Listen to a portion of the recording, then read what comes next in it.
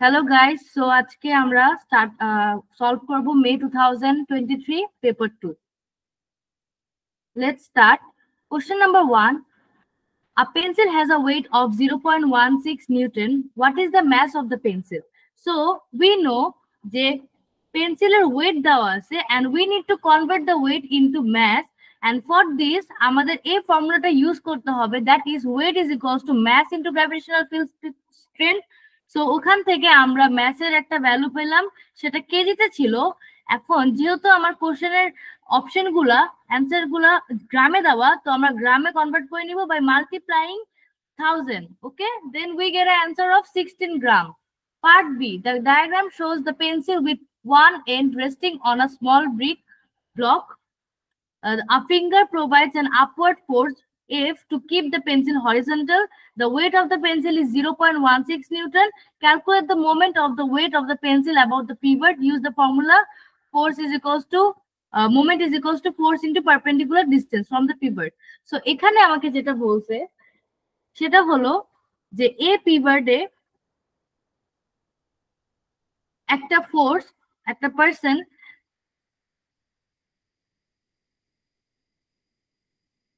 একটা ফিঙ্গার দিয়ে upward force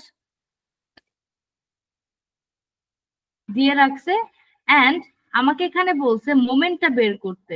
and to find the moment, আমি এই জায়গায় একটা ফিক্সড পয়েন্ট ধরি এন্ড আমি এটা ধরে পুল করি।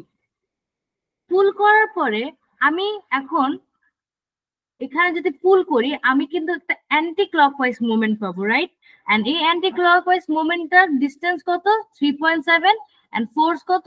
0.16. So according to our formula আমি force into distance perpendicular distance টা মাল্টিপ্লাই করে দিয়েছি and we get a value of 0.592 Newton centimeter. State the moment of the force F.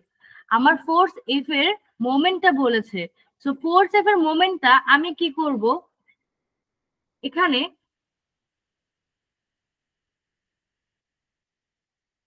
We know যে এটা একটা ইকুইলিব্রিয়াম পজিশনে আছে, রাইট? সো এন্ড ক্লকওয়াইজ যেটা হবে অ্যান্টি ক্লকওয়াইজও কিন্তু সেটাই হবে। তাহলে অ্যান্সার কিন্তু এখানে আমি পার্ট এ টাই এখানে লিখে দিব। 3 তে আমাকে বলেছে show that the force F is 0.080 Newton. তো এটার জন্য আমি সিম্পলি ম্যাথ করব যে clockwise is equals to anti clockwise.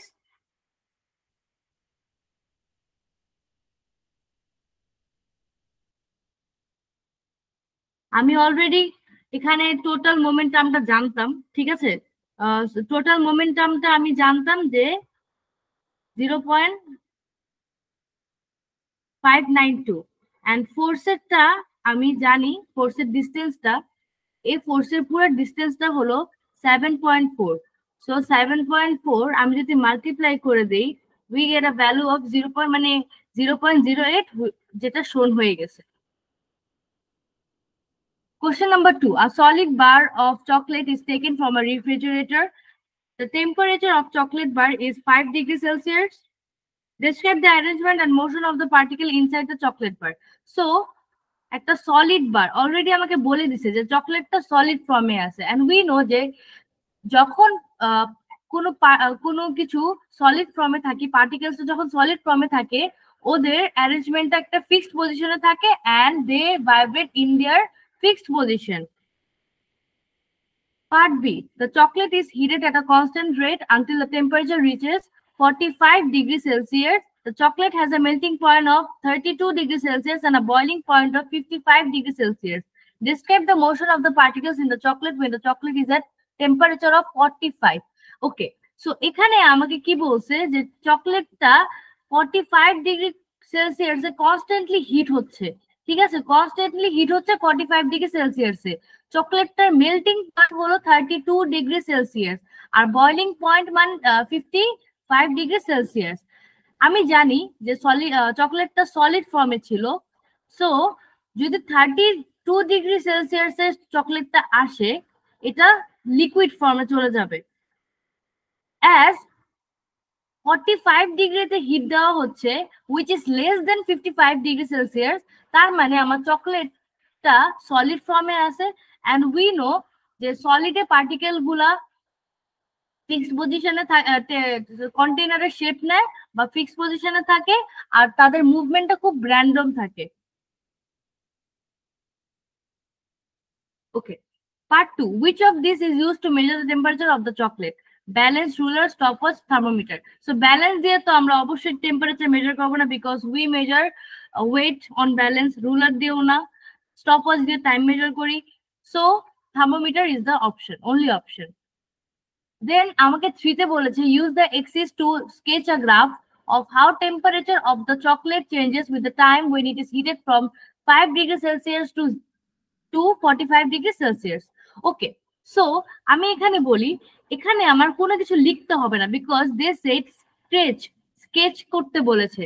So আমাকে বেসিক্যালি জাস্ট ওই জিনিসটা শো করতে হবে যেটা আমি একটু আগে এখানে ড্র করে দেখালাম, যে 32 ডিগ্রিতে কত থাকে এন্ড 55 ডিগ্রিতে যে গ্যাস হয়ে যাবে, মানে আমার স্টেজ গুলা দেখাতে হবে। তো আমি জানি যখন 5 ডিগ্রিতে ছিল চকলেটটা সলিড ফর্মে ছিল, বাট যখনই চকলেটটা আমার 33 ডিগ্রি এক্সিট করে, 32 ডিগ্রি এক্সিট করে, তখনই কিন্তু আমার চকলেটটা গ্যাস লিকুইডে ট্রান্সফার হয়ে গেছে, রাইট? অ্যান্ড এই লিকুইড ফর্মে কিন্তু কিছুক্ষণ থাকার পরে নেক্সট গ্যাস হওয়ার প্রসেসিং এ বয়েল হতে থাকবে। সো এটাই আমি জাস্ট স্কেচ করে দিব। Question number 3. The diagram shows the inside of an oscilloscope. Electrons leave the electron supply and accelerate towards the screen. The stream of electrons hit the screen. The grid is connected to the positive terminal of a high voltage power supply. Explain in terms of the movement of particles how the grid has become positively charged. So এখানে আমাকে বলতেছে যে এই গ্রিডটা positively charge কিভাবে হয়ে গেছে। এটা because এই গ্রিডটা থেকে আমার ইলেকট্রন লুজ হচ্ছে, যে কারণে গ্রিডটা পজিটিভলি চার্জ হয়ে যাচ্ছে। এন্ড উই নো যে ইলেকট্রন লুজ হলে আমাদের প্রোটন নাম্বার বেড়ে যায়, যে কারণে জিনিসটা পজিটিভলি চার্জ হয়ে যায়। Set the formula linking kinetic energy, mass and speed. So আমরা জানি Ke is equals to half into mass into v square. Then এখানে আমাকে ম্যাথ করতে বলছে, ম্যাথে যেখানে আমাকে বলছে যে calculate the speed of an electron when it has 1.3 into 10 to the power 3 joules of kinetic energy and mass of electron is 9.1 into 10 to the power minus 31 kg. So এখানে আমি সিম্পলি সাবস্টিটিউশন করে simply rearrange করেছি, subject করেছি ভিটাকে, দেন এই ম্যাথটা করলাম, আর আমাদের answer আসে 5.3 into 10 to the power 7. Part B. The stream of electrons spread out as it travels toward the screen. Explain why the electrons in the stream move apart from each other. আচ্ছা, so এই স্ক্রিনে যে electron গুলা যাচ্ছিল ওগুলা কেন একে এক মানে আলাদা হয়ে যাচ্ছে, স্প্লিট হয়ে যাচ্ছে একজন আরেকজনের থেকে? বিকজ উই নো যে ইলেকট্রনের চার্জ হলো নেগেটিভ, এন্ড সবগুলা ইলেকট্রনের চার্জ কিন্তু নেগেটিভ, এন্ড উই নো যে সেম চার্জ রিপেল করে, যে কারণে ওই স্ক্রিন থেকে সবগুলা চার্জ রিপেল করতেছে, because they are same charge. Part C. The oscilloscope can cause the electron to move in a circle. This produces a circular pattern on the screen. Use the scale to determine the radius of the circle. আচ্ছা, এটা করার জন্য আমার ফার্স্টে যেটা করতে হবে, বুঝতে হবে যে এক বক্স ভার্টিক্যালি এন্ড হরিজন্টালি মানে কত করে। সো উই নো ভার্টিক্যালি ওইটা 1 সেন্টিমিটার করে এন্ড হরিজন্টালি ওইটা 1 সেন্টিমিটার করে। সো আমরা বক্সটাকে কাউন্ট করব, পুরো একটা কমপ্লিট বক্সকে আমরা 1 হিসাবে কাউন্ট করব, এন্ড একটা হাফ বক্সকে মানে একটা বক্সের অল্প একটু যে পার্টটা থাকবে ওটাকে আমরা হাফ হিসাবে কাউন্ট করব। তার মানে এ হাফ আর এ হাফ মিলিয়ে হয় 1, আর এর কমপ্লিট বক্স ছিল 4টা, সো 1 + 4 = 5। সো এটা ছিল একটা সার্কেলের ডায়ামিটার। এখন উই নো সার্কেলের রেডিয়াস বের করতে হলে ডায়ামিটারের হাফ করতে হবে। So answer is 2.5। The time taken for the electrons to complete one orbit of the circle is 24 milliseconds. Calculate the orbital speed of the electron. Use the formula orbital speed is equals to 2 pi into orbital radius divided by time period. So আমরা এখানে basically কিছুই করি নাই, just ফর্মুলার মধ্যে information গুলো input করে দিছি। We রেডিয়াসটা আমরা বের করলাম একটু আগে এই ডায়াগ্রাম থেকে। তো রেডিয়াসটা দিয়েছি, যেহেতু রেডিয়াসটা সেন্টিমিটারে ছিল এন্ড আমাকে অ্যান্সার দিতে বলছে মিটার পার সেকেন্ডে, তার মানে আমার এটাকে ফার্স্টে সেন্টিমিটার থেকে মিটারে করতে হবে, ডিভাইডেড বাই 100 দিয়ে, এন্ড যেহেতু এটা মিলি সেকেন্ডে আছে এন্ড আমাকে সেকেন্ডে কনভার্ট করতে হবে, এটার জন্য আমাকে করতে হবে divided by 1000। Okay, and we get an answer of 6.5. Number 4, the diagram shows two birds. Just before bird X catches the smaller bird Y, both birds are traveling horizontally at a constant velocity, bird X, bird Y. So bird X এর velocity দেওয়া আছে আমার এখানে, bird X এর velocity কত 13 metre per second and mass দেওয়া আছে 0.4 kg. bird Y এর কিছুই দেওয়া নাই for now. তো এখানে আমাকে বলছে show the momentum of bird X is about 5 kg meter per second. So আমি এখানে মোমেন্টামের ফর্মুলা ইউজ করছি, which is mass into velocity, and by using this formula আমি answer pi 5.33, which is about 5 kg meter per second. So এখানে unit দিব আমরা kg meter per second. Okay, part B তে বলেছে the moment of bird Y just before it catches is 0.5 kg meter per second. Calculate the total momentum of the bird just before bird X catches bird Y. So আমাকে total মোমেন্টামটা বের করতে বলছে, total momentum bird X plus bird Y, এই দুইটা total momentum বের করতে বলছে। সো আমি বার্ড এক্স এর মোমেন্টাম অলরেডি পার্ট এ তে মানে বের করেছি, হুইচ ইজ 5.33, এন্ড আমাকে পার্ট বি তে বার্ড ওয়াই এর মোমেন্টাম বলে দিছে, হুইচ ইজ 0.15। সো দুইটাকে অ্যাড করলে আমরা টোটাল মোমেন্টামটা পাবো। Question C, part C, state the total momentum of the bird just after bird X catches bird Y. So আমি বলি যখন বার্ড ওয়াইটা বার্ড এক্স টাকে ধরবে তখন তাদের মোমেন্টামটা কি হবে। সো উই নো যে momentum after collision and before collision same, right? So ওই কারণে আমাদের এখানে টোটাল মোমেন্টামটা যা হবে এটাও তা হবে। Part D, bird Y has a mass of 0.71 kg. Calculate the velocity of the bird just before bird X has catch bird Y. So এখানে আমি বার্ড ওয়াই এর ম্যাসটা ভেলোসিটিটা বের করব, রাইট? সো ভেলোসিটিটা বের করার জন্য আমি সিম্পলি এখানে সাবজেক্ট করে ম্যাস 1 মানে ভেলোসিটিটাকে সাবজেক্ট করে m1 plus m2 is equals two total momentum দিয়ে দিছি। এভাবে করে আমরা ভেলোসিটিটা বের করতে পারবো।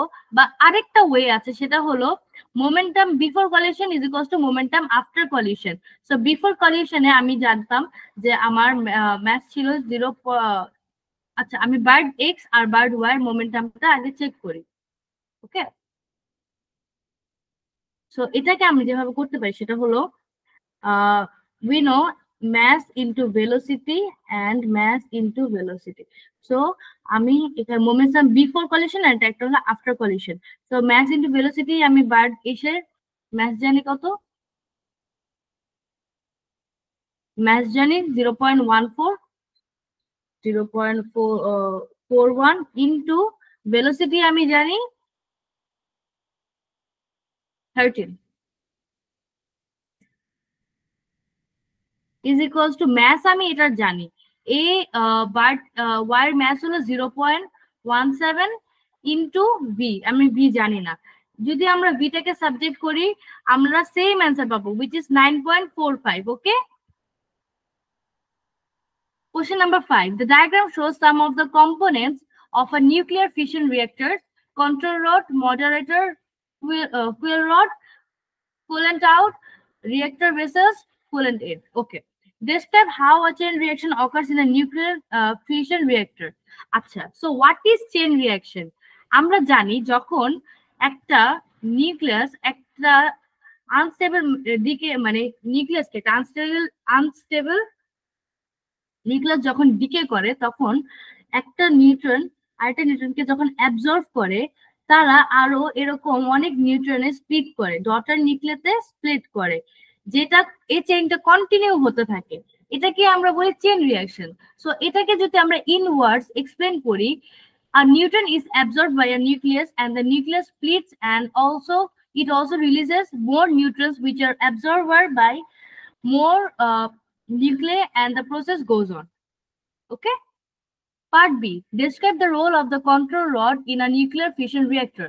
Control rod টা আসলে কি করে? নিউক্লিয়ার ফিশন রিঅ্যাক্টরে কন্ট্রোল রডটা কি করে?